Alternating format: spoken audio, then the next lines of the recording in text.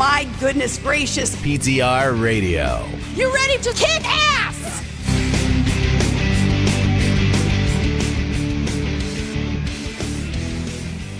Good evening, everybody, and welcome to another edition of PTR Radio here on the fabulous interweb. That's right, we are back. It's another great week. It's Fair Week here in Illinois. So it's deep fried everything in the Midwest. And then sometimes deep fried again. Yes. Deep fried things. Mm-hmm. You look surprised, Mike. Oh, no, I think suddenly you give me a plus to want to move to the Midwest. Temporary residence for 1 week a year.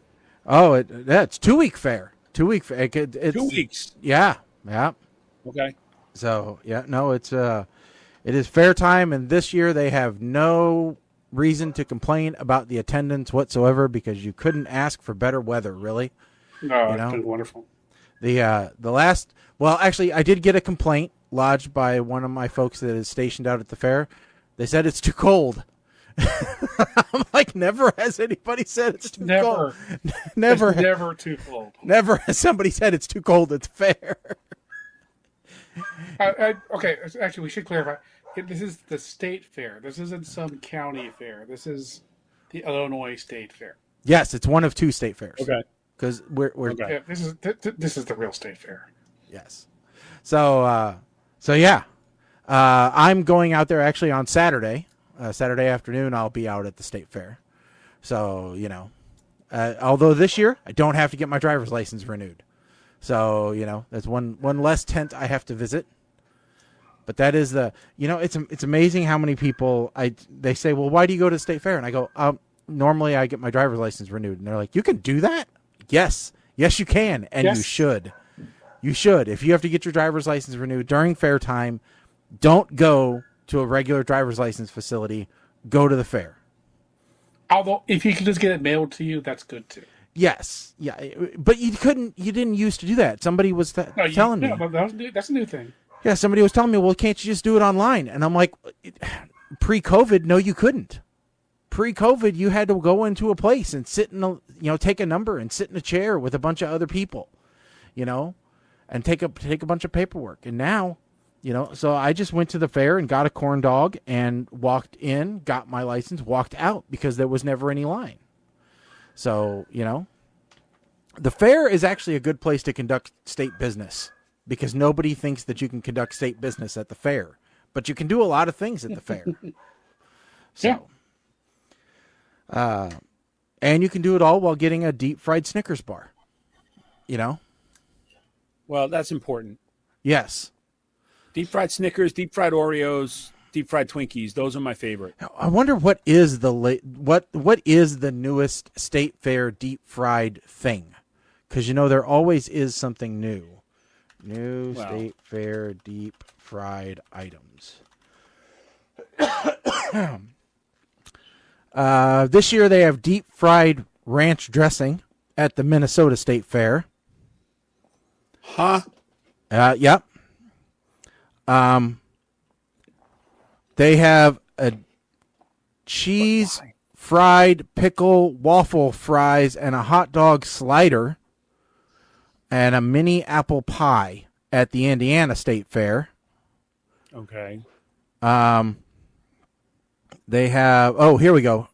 Illinois State Fair food deep fried items. So obviously we still have the deep fried Twinkie. That was a big thing last time. We got plenty of deep fried pickles, which those are good. Although there's always the debate.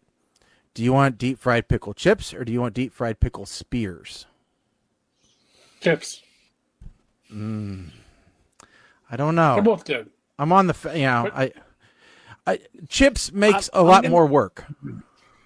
I'm going to say spears only because I can get chips all the time. Yeah. So if I'm going to the fair, I'm going to want spears. Yeah. Gotcha. Yep. I mean, at a restaurant, I prefer chips because that's a higher breading to pickle ratio. Well, and it's easier to get consistency, I think, for the chip.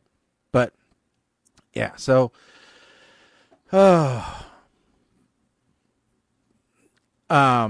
of course we had to deal with last week we had to deal with the unveiling of the butter cow. You know. And of course everyone the comments have been nonstop. The cow looks anorexic. Someone asked if we had a gender fluid cow this year, because Why? because the face looked like a triangle. It was just there was so many angles to it, you know, and so it was of all the cows, it did look a little bit unhealthy. Honestly, it was very skinny. But yeah, I did have several people ask me, what do they do with the butter afterwards? And of course I said, well, we get a lot of popcorn. So, you know. But you know what the real answer is, right? Well, it gets thrown away. Oh. Yes. Some of it just gets reused. Well, most of it gets thrown away because it's no good after being in the fridge that long. No. I'm not saying it gets eaten. I'm saying that, you know, just stick it in the back of a freezer and you make another cow with it next year.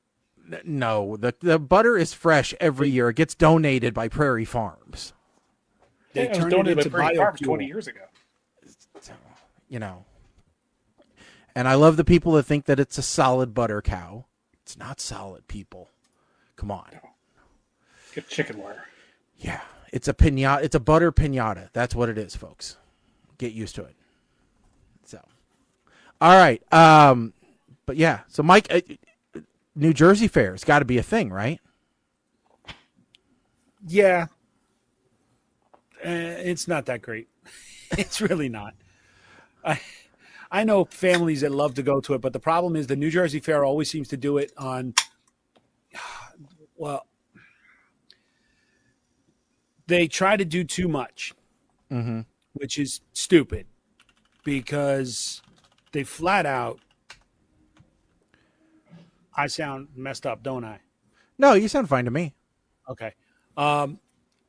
They try to do too much and they try to be something that they're not. Like they're trying to emulate the Midwest fairs where the fairs are a big thing. Like nobody believes that in the Meadowlands, which is just north of Newark Airport by Giant Stadium on Blacktop in one of the most industrial areas of New Jersey, nobody believes that kids are raising cows for the 4-H. So why are you doing it? Don't try and be something you're not. Mm-hmm. That's life advice for all of our listeners, not just the fair people that are listening. Don't try and be something you're not. So yeah, it's okay, but we also have the boardwalk, right? So yeah, anything that you would get at the fair, you can get at the Jersey Shore year round. So like the funnel cake, deep fried everything, that's a thing. Yeah, I mean, you guys have all season. You know, you get it spring, summer. It's somewhat full, I would guess, but not really. So, but yeah, I'll tell you the best food we have at our fair, and you would never guess it. Lemonade shake-ups. Corn on the cob. Oh, see, I would not know. Oh yeah. So what it is, there's a variety of corn on the cob that's been bred to be extremely sweet, with the idea being that by the time it gets shipped and ends up in a New Jersey grocery store, that it at least has some sweetness left. Well, the corn growers have their own booth there at the state fair where they have that super sweet corn literally picked off the fields and brought to the farm to the fair that day. It is the sweetest sweet corn you will ever find, and yeah, that's a good place to go. Yeah. That's what watermelon is. I've been disappointed lately by the giant fruits. You know, they have been quite underwhelming lately. Whenever I go to the fair, there is no more giant pumpkins or giant watermelons or any of the giant squashes. You know, we just can't seem to get the giants anymore. So, you know, a giant pumpkin now is like 200 pounds, whereas before it was like, you know, a ton. So yeah, we used to have a giant pig, but I think they stopped doing that because they didn't want the image of super gigantic pigs. I liked this year. So normally we have this thing called milk a cow. This is how agricultural our area is, where you can literally milk a cow. Okay, but we don't have milk a cow this year because the cow is sick. So the cow, yes, the cow. The cow that they evidently have, trained to not kill little kids. Evidently, yeah, we don't have another cow which can be milked. We just have this one cow, Ursula Utters or something. I don't know what her name is, but yeah, the cow, that's sick, and so now they have the calf cam instead, where you can watch this little baby calf, and its name is Scooby Moo.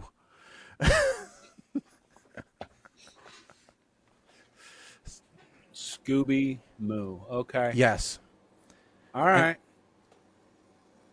Yep. And so, of course, when I heard that the milk a cow was sick, there were all kinds of jokes involved. Does it have mad cow flu? Someone else came up with, does it have COVID or Calvid, which was really good. Calvid. I like that. Okay. So, yeah, that's better. Mm-hmm. Because there is not a farmer, a cow, farmer there at the fair who would find a mad cow joke at all funny in any way. I reckon you might get cut if you try and make a mad cow joke. Probably. Cow farmers. Or you might find yourself in a manure pile, yeah. but yeah, so it was so it's there's been a lot of really bad dad jokes going around my house lately. So we've been watching a lot of Trauma Life in the ER. And so it was there was one where a guy got his nose shot off, and there was another one where a guy had a giant nail through his eye, and boy, the puns were coming hot and heavy, and my wife just looked at me and shook her head. So speaking of wives shaking their head and being frustrated, Mike, there is an article on our sheet that you said your wife is already keeping an eye on, and that is this movement for people to keep miniature farm animals. So I told her we were going to be talking about this because this is already on her radar. If we move, or I shouldn't say when we move, if we have the property for it, no miniature cows. That's been decided. Miniature donkeys, however, Mm-hmm. and ducks. Not miniature ducks, just ducks. I would say Now- miniature ducks would be very small. I don't know about miniature goats. My concern Pygmy. with miniature goats is they Pygmy may wind up goats. in the house. Yeah. Whatever. I see too many of those where the goats just come running through the house and no. See, Baby donkeys. Is that what you need? You need a baby donkey? well, here's the problem. These animals were not meant to be that small. No. So No. there's all kinds of health issues that come along with it. Like they're cute and all. Like I tell people when you see these like toy any kind of dog, that just means they kept breeding the runts of the litter over and over again until they started getting smaller dogs. And you know what that means? You are just gonna have all kinds of health issues with that dog. Like the teacup chihuahuas and stuff like that. Yeah. Teacup Yorkies. No, not just that, see 'cause- all the time. If you do a DNA test on any of those dogs, the DNA test is going to come back and say it's a Chihuahua. And part It's a gerbil. Chihuahua it's a Chihuahua that looks like something else, but it's a Chihuahua. You own a Chihuahua. No. Yep. I have a Chihuahua. Chihuahuas are great. Just saying, you have a Chihuahua. My Penny's part Chihuahua. She's a good dog. But, Or, she definitely conversely, if you have a large dog, you get a DNA test, yeah, it's a pit bull. Little dogs are Chihuahuas. All the big dogs are pit bulls. That's just the way the DNA works. Yep. Unless they have a lot of hair, then they might be Husky or Shepherd. Somehow those are making their rounds too. But so yeah, here's the other problem. It costs a lot of money. You still got to buy all of the feed and stuff to take care of these animals. Just because they're miniature don't mean that they're any easier to take care of. Like, and that's why I'm saying, like, I see these people on like Instagram and TikTok that they have the miniature goats, and the miniature goats are like sleeping in the living room, and they're putting diapers on them, and the goats are running around the house and screaming at you. Like, hell no. Absolutely freaking hell no. I don't even like any of the animals in my office with me in the same house, let alone running around the house. Well, and these are domestic animals. And they still weigh a lot. I mean, a miniature cow can still weigh between 500 to 600 pounds. 500 to 600 pounds, and they're still taking cow-sized dumps. Yeah. I mean, take a big dog dump and then triple it. Yeah. But at least it's fertilizer-ish more than dog crap. But did either of you watch Clarkson's Farm? I watched it a little bit, but not a whole lot. So the season that was out this year, he got goats, and I think it was goats. Anyway, yeah, it was goats, and he found out that goats are escape artists. Yeah. If you put anything in there, it's like, oh, this is this great toy, this thing they can climb on. They're going to figure out how to push that thing over by the fence and jump out. Yes. That's what your life is going to be. It's going to be playing the warden, trying to keep your goats from escaping. Yes. People are going to question, when did they open up the prison next to us? Because I'm going to have 10-foot chain link fences that curve backwards so that the goats can't get out. Yeah. No. Look, they're cute. I'll go to the petting zoo. I'll let them eat little goat food out of my hand or whatever. I'll pet them. I'll play with them. I'll scream back at them, whatever. I don't want to take care of them. I'm going to treat them like neighbors' kids. Like, I'm going to get you all hopped up, and then I'm going home. Yeah. Because I don't want to deal with the aftermath. Nope. But she is still looking at a format, and she wants a pond so that we can have 2 ducks. Quackers and cheese. I'm not even making this up. I'm not even making that up. That is going to be the name of our ducks. So say we all. That's okay. There's no discussion about this anymore. So my daughter's cat is named Snickers, and she wants to get a dog and name it Kit Kat. So, why she didn't do it the other way around, Lord only knows, but, yeah. Buy 2 dachshunds, name them the Twix twins. One's left and the other's right. There you go. Chickens? Yeah, no, it can be chickens, Mike. No, yard birds. That's stupid. No, because here's the thing with chickens. This is the thing they don't tell you about chickens. Chickens only lay eggs for like 2 years. Mm-hmm. And then they're freeloaders. Like, they don't lay eggs after that. So here's the problem. If we have chickens, they will have names. If they have names, you see where I'm going with this, right? Yeah, you have to name them after the 13 herbs and spices. That way it's still okay to eat them. There's no. One would have to be called paprika. One would have to be salt.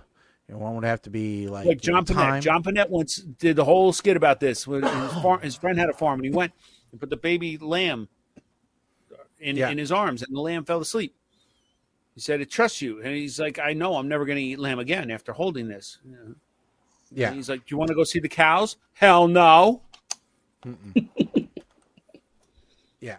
I'll see the cows at McDonald's. Thanks. Yes, exactly. All you need to do is name the chickens people you don't like. Oh, Mike, did you read? But you make it sound like I have any say in what the name will be. I don't. There's not going to be any chickens. Absolutely not. There's not going to be any chickens. There's not going to be any turkeys. I follow this one rescue called Knuckle Bump Farm on Instagram. And she's famous for, she had the reels where she had the emu, like manual. And anytime she's trying to do something, you come over and you knock the phone over, right? So that's how they became known. Well, she has a rescued turkey named Turkey, and she argues with Turkey because Turkey tries to come after Emmanuel. Turkeys are nasty; they're evil creatures. They deserve to get at. So, Mike, you were talking about you either said neuter or some or X or fix or something. I don't know, but it reminded me of this article that I just came across. It's an older article. There's several shelters do this, and it's a great fundraising idea.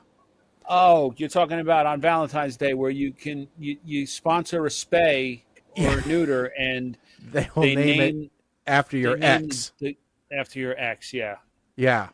I have mixed feelings about that one. I appreciate the fundraising aspect. I think it's a good way to get it out there on social media. However, the feminists in this world already have enough reason to hate men. And this may go a little bit too far. There was another one that was doing it like, we'll write your ex's name on a pee pad. Yes, or in a litter box. Yes. Yeah. Which, again, hey, viral fundraising is still fundraising. Yes, so, that's true. It is true. Whatever it takes. The dogs and the cats don't care. So no, they really don't. They still wake up and they got no nuts, so it doesn't matter. It's like I always refer to it as taking my dog to get broken. Well, they're less fixed when they leave than when they walked in. So, well, now, yeah, go ahead. I want to see you segue out of that story to something else on this white list. Go ahead. Yes. I'm just looking at the list. I'm like, good luck with this. Well, I mean, sayings like they're more fixed, they're more broken than when I took them in. That is something that an old person would say, right? I mean, that's something you would expect from your dad or from, us, boomers. And it's not the only thing that we have. So there are a list of hills that people will die on that millennials are finally coming around and saying, hey, maybe these people have a point. Okay, so finally, maybe millennials are brightening up. I doubt it, but maybe they will agree with us on these few items that we, the older generation. Now, this list says boomers, but I will say we're what, Gen X? Is that what we Late are? Gen X. I am. Yeah. So No, I'm there. I identify as a Xennial. Okay. So, number 1 on this list. No, you cannot listen to music, videos, calls, or whatever in public without headphones on. I will say, nothing irritates me more than the person in the store on speakerphone talking to someone, and they have it up to their ear on speakerphone. I'm like, you could hear them better if you would just take it off speaker and put it up to your ear. Wait. Are you sure this is the correct direction? Because most of the people I see doing this are boomers, not boomers complaining about it. Well, I'm just saying, in general, it doesn't matter. Well, okay.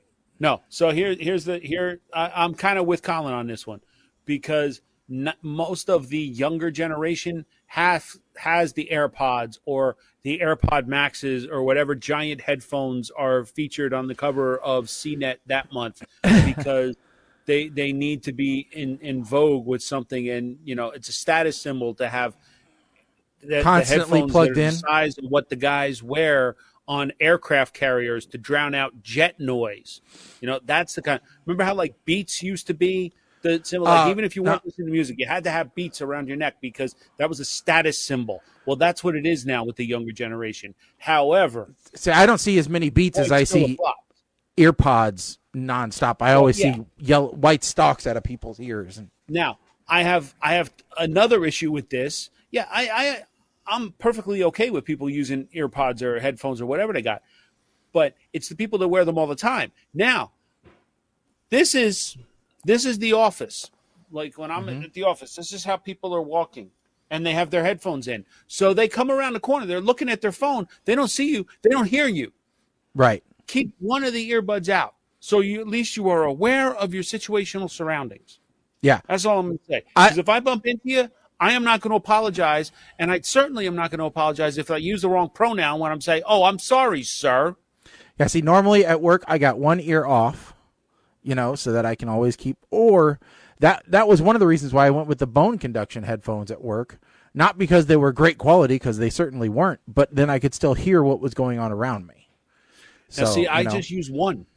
I use one. This way I double my battery life because I go back and forth. Well, see, I don't like earpods, so they give me a headache, so I can't use those. So the ones that I got, and of course I left them upstairs, are like the beans that you put in. Yeah, they're almost like the old Samsung Galaxy Buds, but they're cheap. Yeah, they were like $20 off of Amazon. They're actually, I love them. I think they're awesome. So here's the next one. I hate downloading an app for every freaking thing. I'm not clogging up my phone just for one baseball game ticket. Email me a PDF of my ticket. I agree. I fight the app, fight at work all the time, telling people they don't need to build an app. There's certain reasons to create an app. Most are not valid. Yeah. We had to create an app. Do you know why we had to create an app? Because somebody told you need to create an app? Not just told us. They wrote a bill and got it voted on. Yeah. Dumb legislatures. Yep. So, all right. Next one. Mike, you want to take this one? I feel like it's up your alley. New car headlights are too damn bright. I have multiple opinions about this one. The first one is most cars are driving SUV. They're driving SUVs now. Most headlights are either in the higher end models anyway, are LED or HID, which are very bright. However, if the headlights are aimed correctly, it's not a problem until you decide that you need to drive with your high beams on all the time, and then it's basically F the entire world. Now, the flip side to this one, which you don't see with millennials that often because, well, most of them do not drive older cars. That's point blank and period. They put in HID or LED lights into headlights not designed for them, and suddenly you could land an airplane with the amount of light that they're throwing off everywhere except on the road.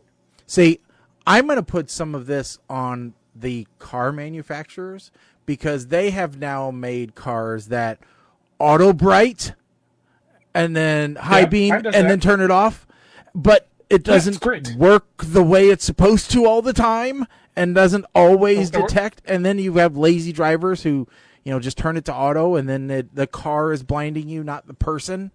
And no, don't do that. That sucks. Mine always works, but here's the thing. The fault of this is the federal government. This is one of the few things that I will say it's the federal government's fault.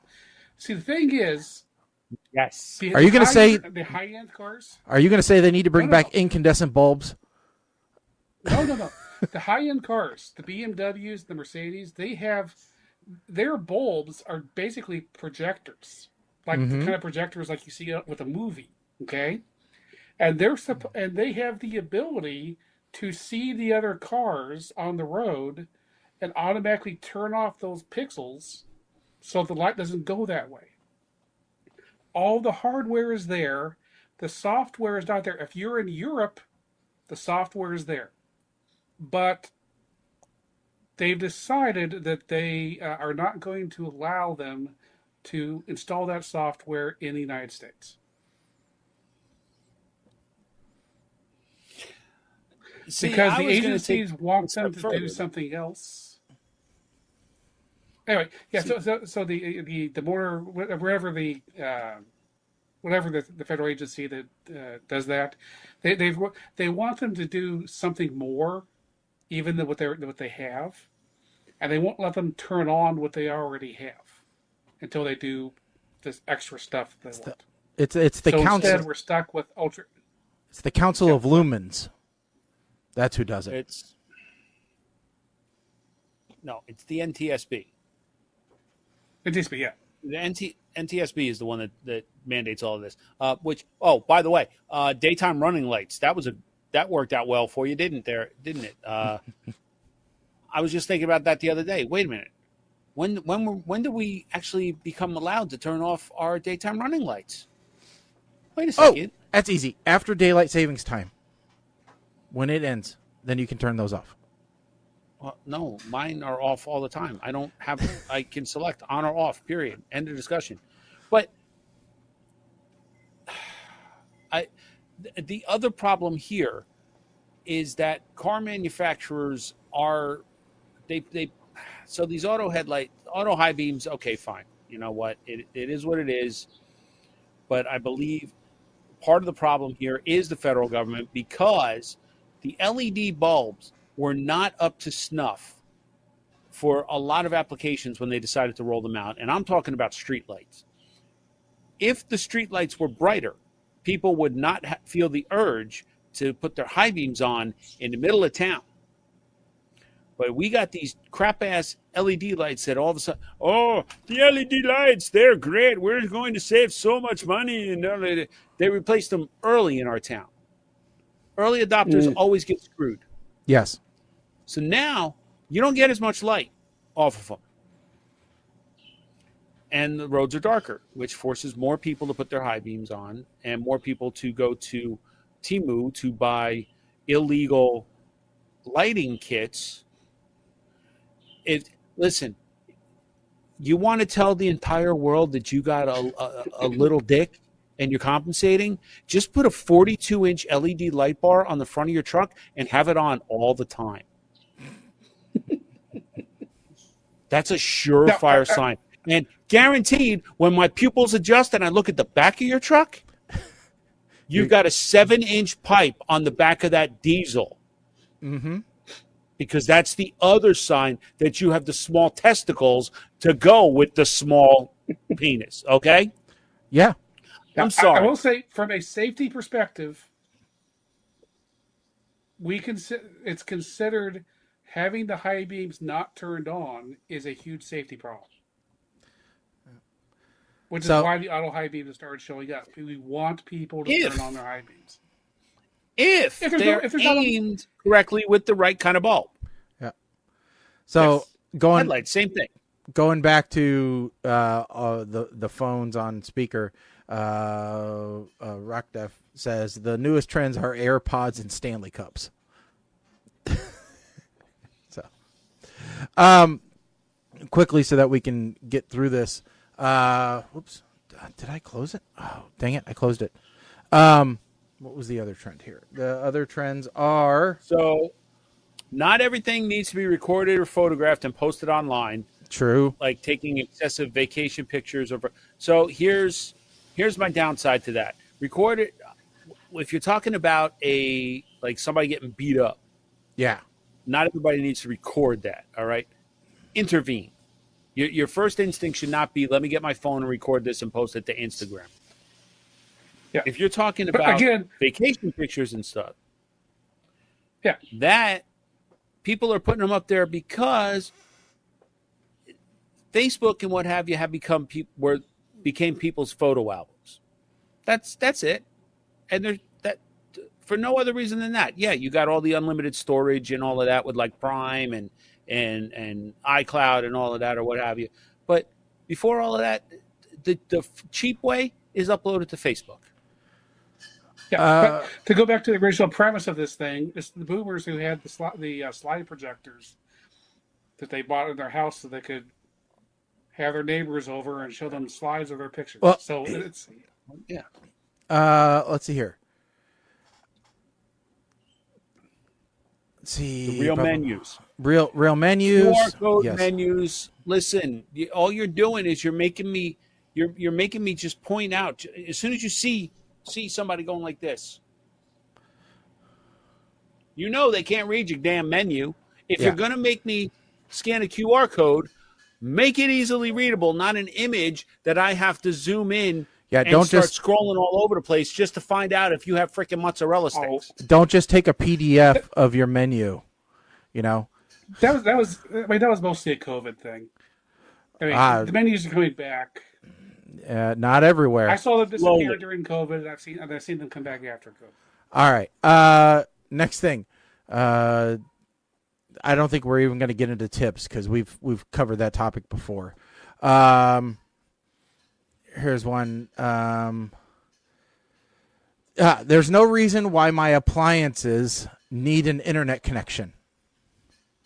Yeah, they do. No, they don't. No, Okay, no. I will rephrase.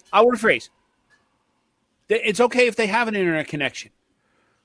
But if the internet is out, the appliance should still be usable and not a brick. Oh, yeah, definitely. Not every appliance needs an internet connection, though. I mean, really, does your refrigerator need an internet connection? Okay, the refrigerator is the one thing, but so many of the other ones, yes. Why? Like I understand. Okay, my oven has the capability to be controlled from an app.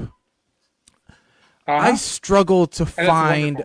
I have never used it. You go to Papa Murphy's to pick up a take and bake pizza, and now you're about to drive home. Well, you pull your phone out and you tell your oven, "Hey, turn on the 425." So by the time you're home, the oven's already preheated. You just put the pizza in. Yeah, but I can't check. I can't check to see if there's still pans in the oven that I need to remember to take out before I start preheating it, and I can't. Well, you make sure that you don't do that. That's part one. No. That's a perfectly good storage spot if you need it. Trust me. But the other problem is, in New Jersey, you'll get shanked if you suggest that you got to take a pizza home and bake it yourself. Well, unless you are going to Walmart and buying it. I'm not going to a pizza shop in Jersey where they give me a pizza to take home and bake myself. Take and bake's not a thing everywhere. I'd love to do a pop-up shop like that just for one weekend somewhere, just to see the reactions of Jersey people if they actually had to do that. Oh, gods, please, Ashton Kutcher, if you ever listen to a show, please hear this one to finance and back me on this one, please. Okay, so just real quick, do you understand the greatness of a take and bake pizza place? Of why you'd want to do that? I understand the pros and cons of it, yes. But the giant is that your pizza is cooked the way you want it. Yeah. And there's no discussion. That's a nice thing. That's not the giant con is you can't sneak a piece on the drive home. I mean, that's the giant con. So the two big pros are that for some of the cheaper ingredients that you may already have, you can throw some extra ingredients on yourself before you cook it. But the other thing is that it's less tax. Because when you buy it, it's not cooked, therefore it's grocery instead of being a cooked item, which would be a much larger tax. I think it's, around here it's like 1% as a grocery item instead of 7% as a completed item. Well, in Jersey, grocery is not taxed, but prepared food is. However, I guarantee you in Jersey that this will be considered prepared food, even though you have to heat it yourself. Mama Blair writes in. You don't have a grocery store license, or you're not operating as a grocery store. Mama Blair writes in and says, with an internet connected appliance, I can check to see if Mom remembered to turn off the stove. Okay. Yes, that's fair. That was the thing we did. Yes. That is fair. Now, the nanny state, that part of it is fair. I admit. Yep. And but the most useful one are the clothes washer and clothes dryer. No. The dryer, maybe. I might give you the dryer if you're one of those people like me who it takes 6 or 7 tumbles after the clothes are actually dry before I finally take the clothes out of the dryer. So I can do that from my phone and just do it one time. Like, okay, I'm just going to start this now. The washing machine,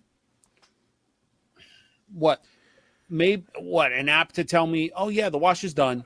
I'm not adjusting the temperature of my washing machine like I would an oven. No, that you want the clothes to get out of the washer as fast as possible to keep them from wrinkling. And you need to put the next load in the washer. So instead of having to wander over every so often to see, hey, is the washer done yet? Your phone just bings at you and says, hey, the washer's done. You go, oh, great. You go over, you pull the clothes out of the washer, you put it in the dryer, you take your other clothes, put them in the washer, and off you go. I don't know. Conspiracy theorist in me says that, that just means that I'm going to get charged a usage tax. That's just another way for people it's that are just watching. What I get to is it's just another service that when the company decides, hey, we don't want to do this anymore, we want to force you to upgrade, we're going to discontinue this cloud service, and now you're going to have depended upon that all the time, so now you're going to want to upgrade because we turned that off. You know, it's planned obsolescence by the manufacturers. As long as the washer and the dryer don't actually stop working, who cares? I'm just saying, if you buy it for a feature and then they discontinue it. I'm like, oh my God, we're in the Stone Age. How, Daddy, I have to go down and I have to turn on the dryer myself. Oh my God, Daddy. So that's what's going to happen. I never turned the washer and dryer on using my phone. I just use it for the alerts to let me know that one or other has finished so I can go take the clothes out. All right. Because there have been times in the past where I put clothes in the washer and I forgot about them, and a couple of days later I'm like, crap, those things have been sitting in the washer, wet for 2 days. Well, and to Shaggy's point, like Camp Chef, their Wi-Fi enabled grills, the pellet grills, it uploads to the cloud before it goes to your phone. Why you can't do a direct Wi-Fi connection, peer-to-peer connection? That's a whole different story. If I'm connected to my network and the internet goes down, but my router is still up and powered up, I should be able to connect to that device that's connected on my home network. And that's I have a Green Mountain. I can do that. So I can directly Wi-Fi connect to my smoker, and it's fine. All right, I think we'll end on this one. Toddlers and babies do not need to be attached to a phone or a tablet all day, every day. Now, they should not have them. Period. We could expand this out to say, no child, no matter what their age is, should. And the moment that you see there's a problem is when they stop listening to you. Well, yeah. Now, granted, even when we were growing up, there were things that our parents gave us to say, hey, here's the television was the babysitter for a lot of us, but it wasn't a nonstop babysitter all the time. And so, it's just not, it's so easy for everybody just to hand the kid a tablet and say, here, I see him in the grocery stores. I see him, at home. I see him, and the grandkids we have are just as bad about it. And God, you think you killed them if you take them away. It is it's way too much stimulation. It's the everlasting pacifier. So a couple things. One, I think that there is too much of a correlation now. I'd like to see some data on this about the amount of screen time a preschool child has with a tablet and or phone versus the number of cases of autism being diagnosed, because I truly believe that there is some kind of correlation here. I don't know if it would be Partly because of autism what you just described. Well, no, or I maybe I think that ADHD. some kind of, well, yeah, but ADHD is now considered to be on the spectrum. No. At least that's how our school district is doing it now, which I think is stupid, but whatever.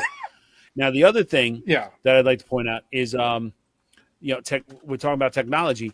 I would like to get your opinion on this. I have said this several times that I believe during COVID, the use of speakerphones is the downfall of the communication of society. I would say the use of Because text, people, not as much as well, no, because people could not use, were not getting headsets when everybody had to work remote. Therefore, they were relying on like their webcam or laptop microphones, which are simplex. And people stopped being able to listen and talk at the same time. nah. So it's one or the other. Once somebody starts talking, they continue talking. They're not the younger generation who grew up during COVID does not recognize the social cues of when to shut the hell up and let the other person get a word in. Are you saying the younger generation has become the View? No, because that could have a political implication, and I'm not going there, especially now.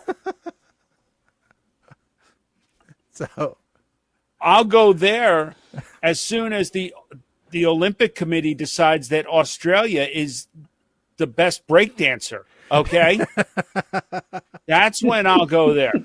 which, by the way, so the Olympics are over, so nobody has anything to watch. So now it's time. It's our turn to tell them what they should be watching by doing our movie review for this week. So we are now done with the hot topics of the week. But thank you to everybody who chimed in. Definitely getting some feedback here on the screen time issues. But which, by the way, if you ever want to feel terrible about yourself, read your weekly reports on how much you used your phone. Because I get mine, and it's like, if it's like you used your phone 5 minutes less this week, I'm like, yes, accomplished. But then most of the time it's like you used your phone an hour more than last week. I'm like, crap. So our internet was out all day Saturday. Literally, it went out at like 5:30 in the morning and didn't come back until Sunday afternoon. And my report came in and said that I used my phone 2 hours and 20 something minutes more than I did the previous week. And I'm like, we didn't have internet for 8 hours. Dude, that's not bad. Because I guarantee you at least an hour of that overage was me refreshing the damn outage map to see, okay, where's the status? What's the update? What's the update here? Come on. So were you thinking in your head, hey, if that hadn't happened, I'd have been like 6 hours below? Possibly. All right, so this evening we have a Netflix show to review called Hunter Killer. And Colin is up to give us the synopsis of the movie and give us his first thoughts as I read the list. So, Colin, we will let you take it away and tell us all about this film. Yeah, so Hunter Killer, it's actually three movies badly stitched together. So movie one is a Tom Clancy-esque political military thriller with Common and Gary Oldman fighting it out over military decisions in the Pentagon.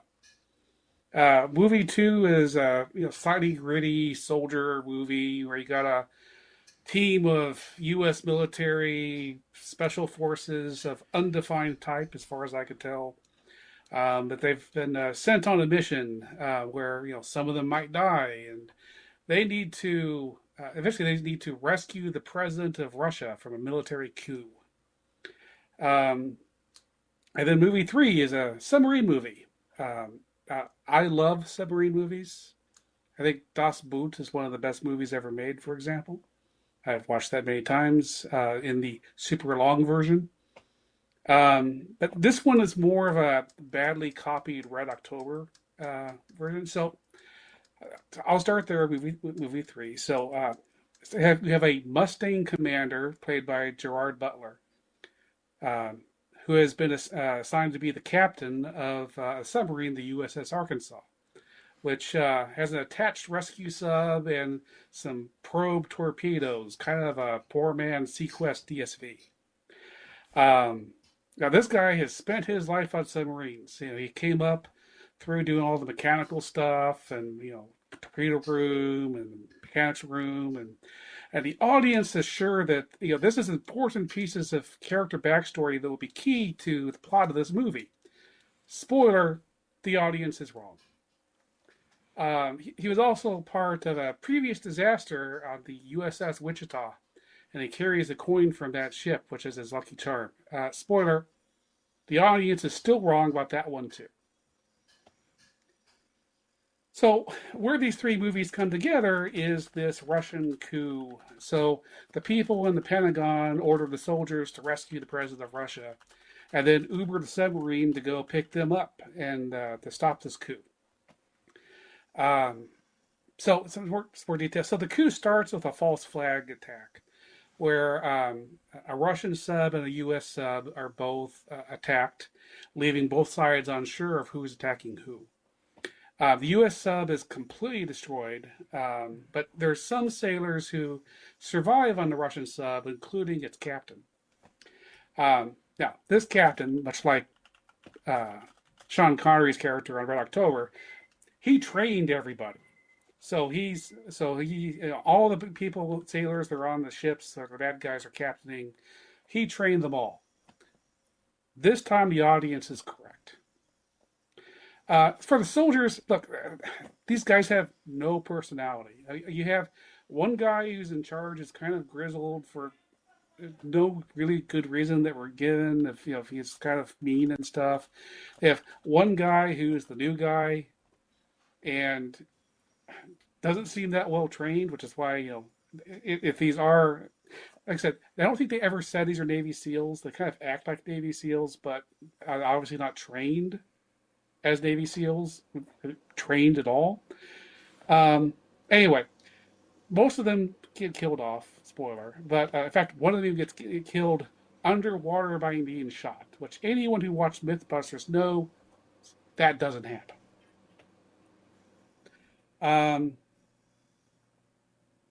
So this movie has moments of fun for the audience, action, but it really doesn't really understand submarine movies that well. The idea of a submarine movie is that you need some tension and this feeling of claustrophobia, and they don't really get that here with this movie. But the bigger problem is none of the characters matter. There's no depth of character in anyone here that has any meaning. Like, for example, the Pentagon plot of you have this Gary Oldman admiral character who likes to yell a lot, and Common, who is this 2-star admiral. Basically, that consists entirely of Gary Oldman's character yelling at Common, telling him that he's killed the world, and then realizing later that he was wrong, and he shakes his hand. And that's it. That's basically all that happens there. That's kind of spoiling part of the end of the movie, but it's who cares? There's nothing there. With the soldiers, one soldier saves another soldier. Do you care? No, you barely know these people.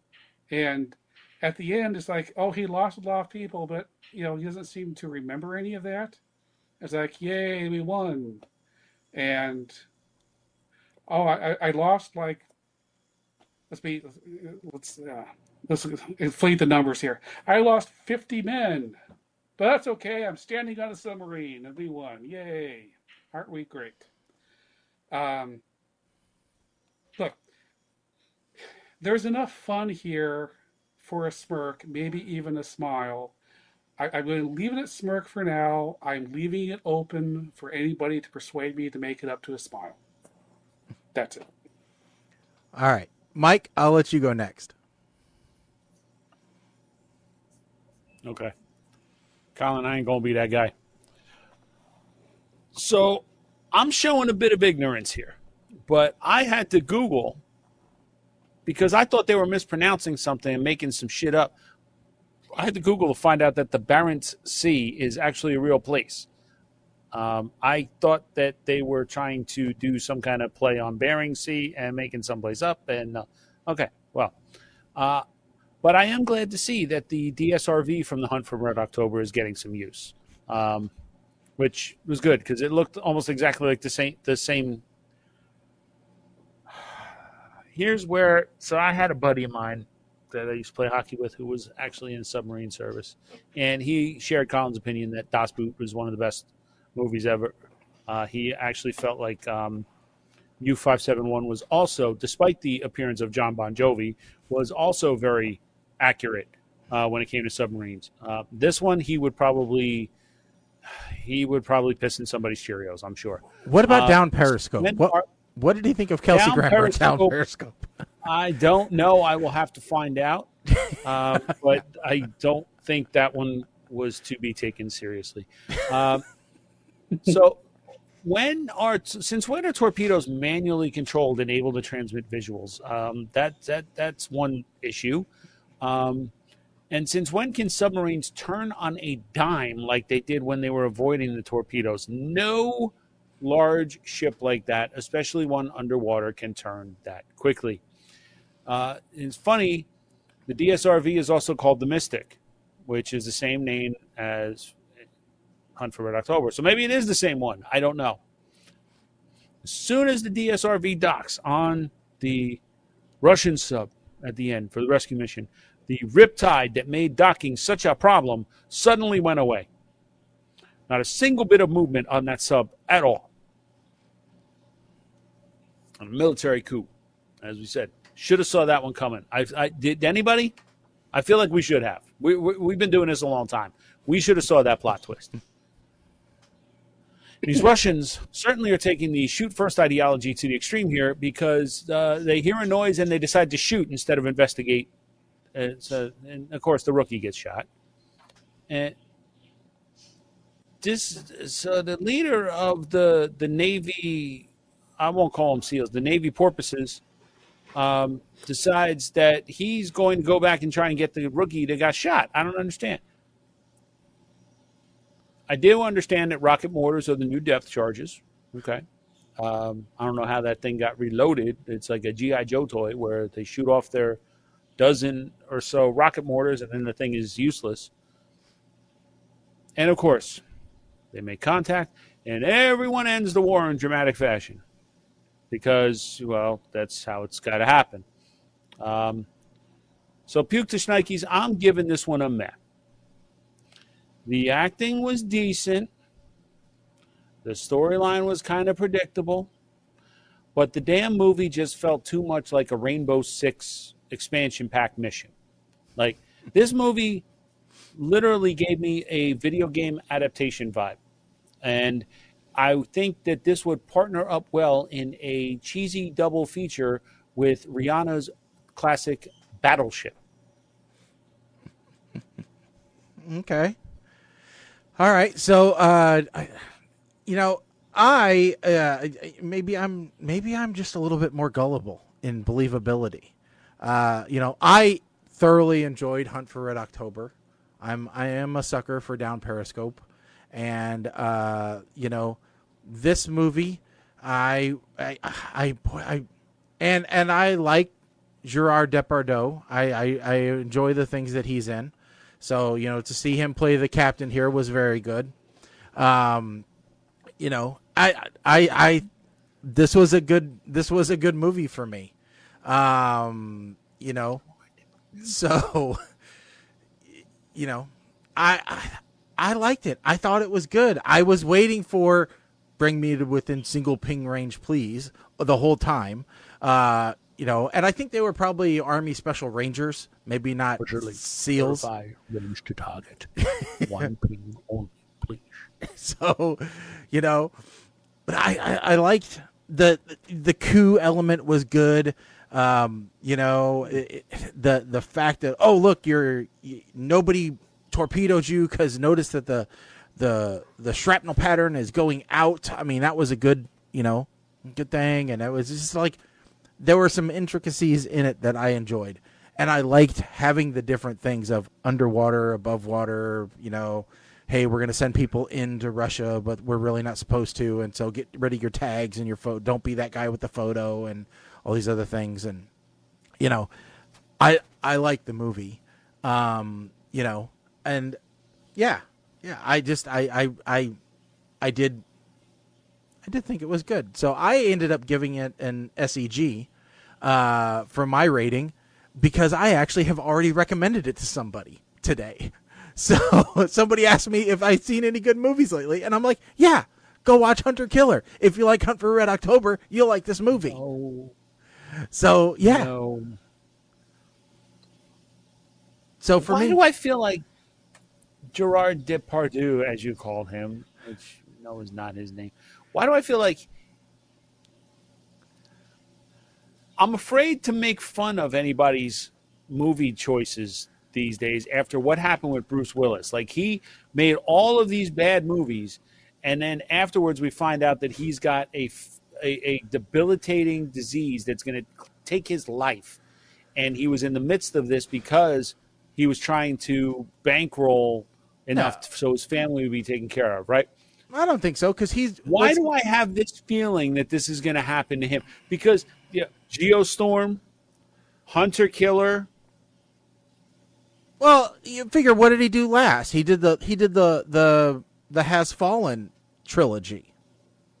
Okay, which went maybe one or two more than it should have. One for sure, but I liked Olympus Has Fallen and London Has Fallen. I thought those were great.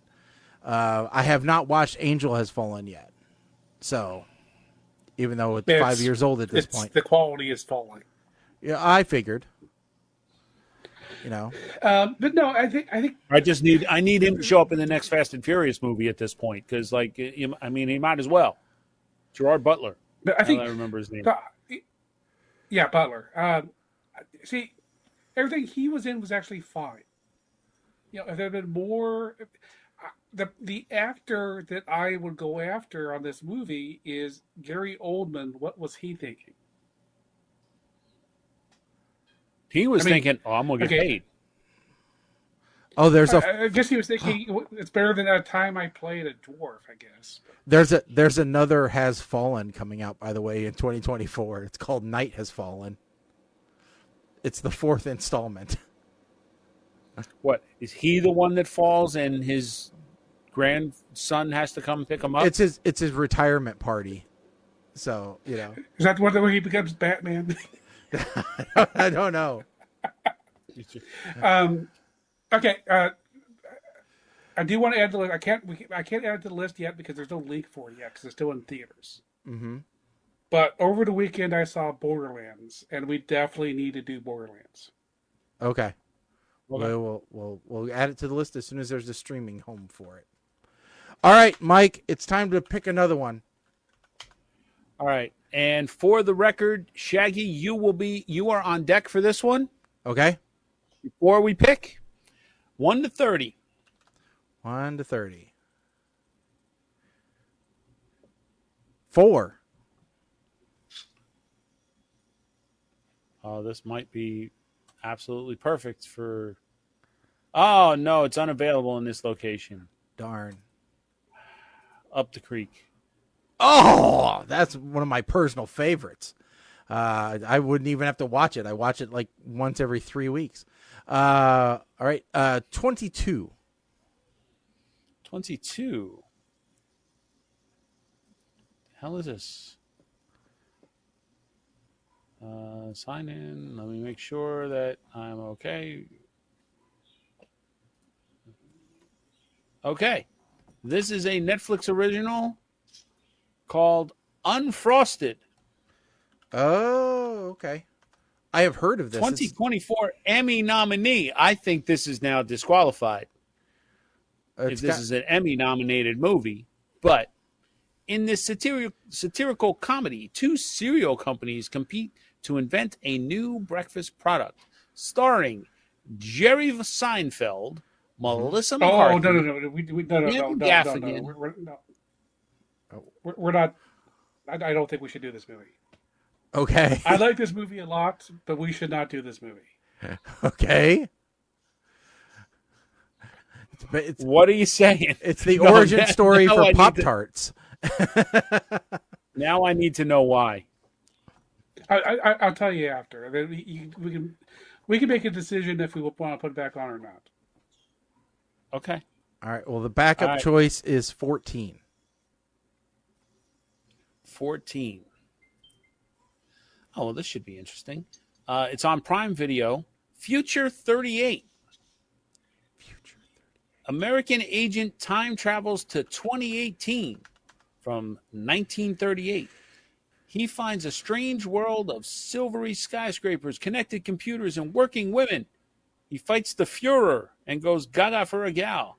But will he have to leave his love to save civilization? Okay, this has no one of Starring, note in it. Betty Gilpin. You've seen her in stuff. Trust me. Nick Westrate, who you may have seen him in something. Nope. Nope. You haven't seen anybody in anything. Oh, you know where I know Betty Gilpin from? I know her from Glow. Oh, okay. She was in Glow, Miss Davis, and The Tomorrow War, as well as Nurse Jackie. She plays like the American Penny Patriot or whatever the hell her name was. Liberty Bell. Mm-hmm. Yep. All right. That's where I know her from. Well, that is going to be our show for tonight. All right. So we will be back in 2 weeks. That'll put us back on the 26th. So look for us back August 26th. And, should be a good night for us. That'll be the wrap up to summer for the most part. And, that'll be right after the kids go back to school for a lot of folks. So, if you haven't gotten out there and got your school supplies yet, now's the week to do it. Get ready to send all the kids back to school. Make sure that you hit the liquor stores for all of those, first day of school, mom wine o'clock, photos that you can post to the Instagrams. And, then you can get caught up on PTR Radio that you haven't been able to listen to because the kids have been home. So we want to thank everybody for listening. Don't forget, check us out on social medias at PTR Radio. You can also check out our brand new website, ptrradio.com, to find out more about the show, as well as subscribe to the podcast and all of our social media channels. Tons of information out there. We'd love to know what you think of it. You can also leave a voice message for us there, and we will play it on the next show if you're interested. So just click on the contact button, and you can do it all on your browser. All right, folks. But yeah, we'll see you otherwise on the 26th of August. That's all I got tonight. You guys got anything? Nope. No, I don't think so. All right. Well, folks. Oh, wait. What? If you are 45 or older, gentlemen, get your colonoscopies done. That's right. That's right. It's not Trust fun, me. but it's needed. All right. It's fantastic. It's the best nap you're ever going to have. Trust me. All right, folks. With that said, I'm Shaggy. I'm Colin. I am Mike the Ape Man. Stick a fork in us, folks. We are done. Later.